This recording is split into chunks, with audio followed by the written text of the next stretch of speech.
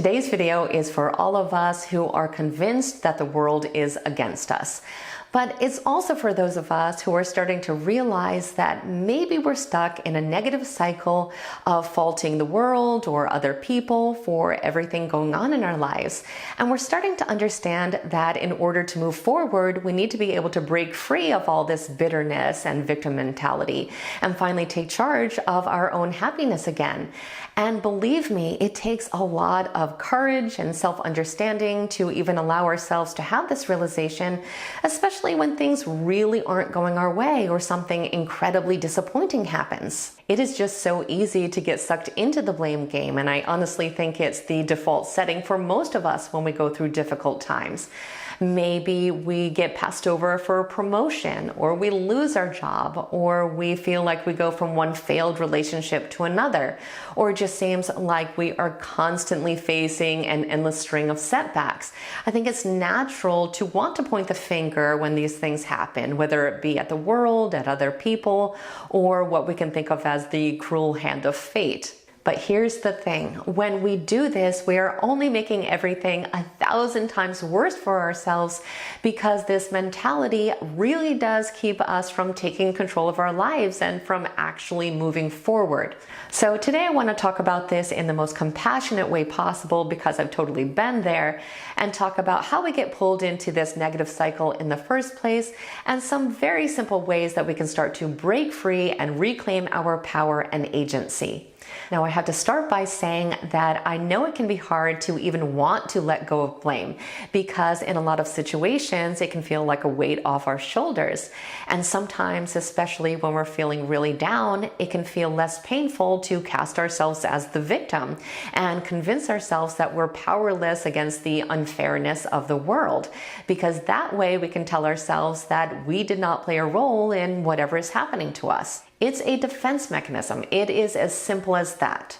Blaming others can protect our ego from the sting of rejection or failure, because deep down we can fear that if we accept any responsibility for what's going on, it means that we're somehow flawed or incapable, which is of course not true, but it can certainly feel true. But the hard truth is that our real ability to overcome obstacles and to persevere through difficult situations is usually directly proportional to our willingness to take responsibility for our own actions and our readiness to focus on solution finding instead of getting stuck in the cycle of blame. This is because this way of thinking often becomes habitual. It becomes the lens through which we view our entire world.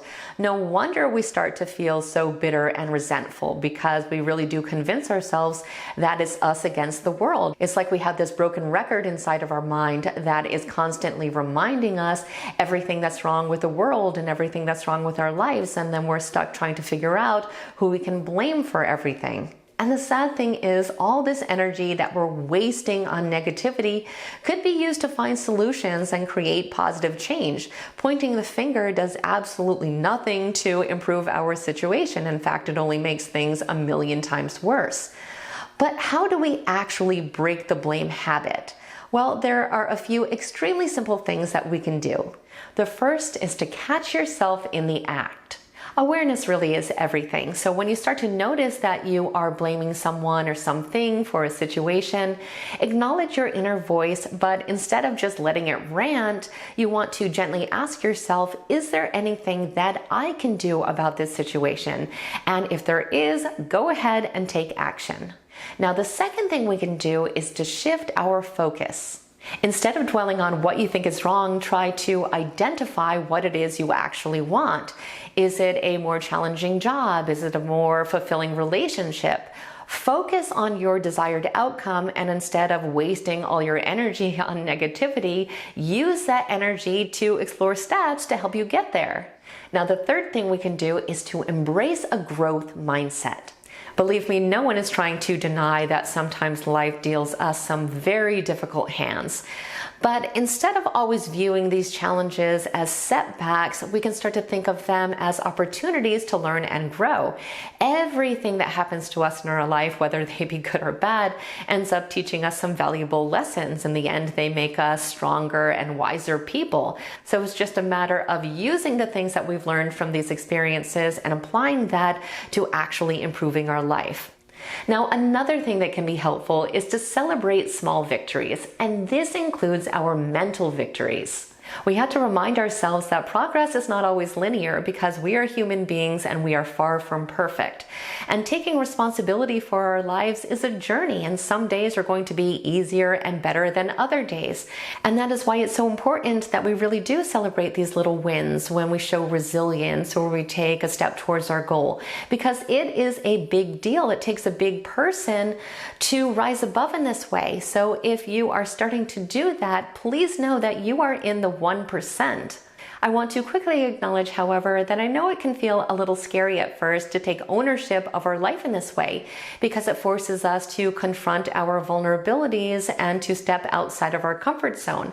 But believe me, the rewards are immense. By shifting our focus away from blame and towards action, we are able to create a whole world of possibilities for ourselves and truly become the author of our own life. And I think the best part about it is that we are able to become so empowered that we're able to better navigate life's challenges, and we can start to create a life that makes us a lot happier. So as always, I truly hope you found today's video to be relatable and insightful. If you did, please like it, share it, and definitely become a subscriber if you weren't one already. I would love it if you stayed connected. I want to thank you so much for watching today, and I hope the rest of your day is extraordinary.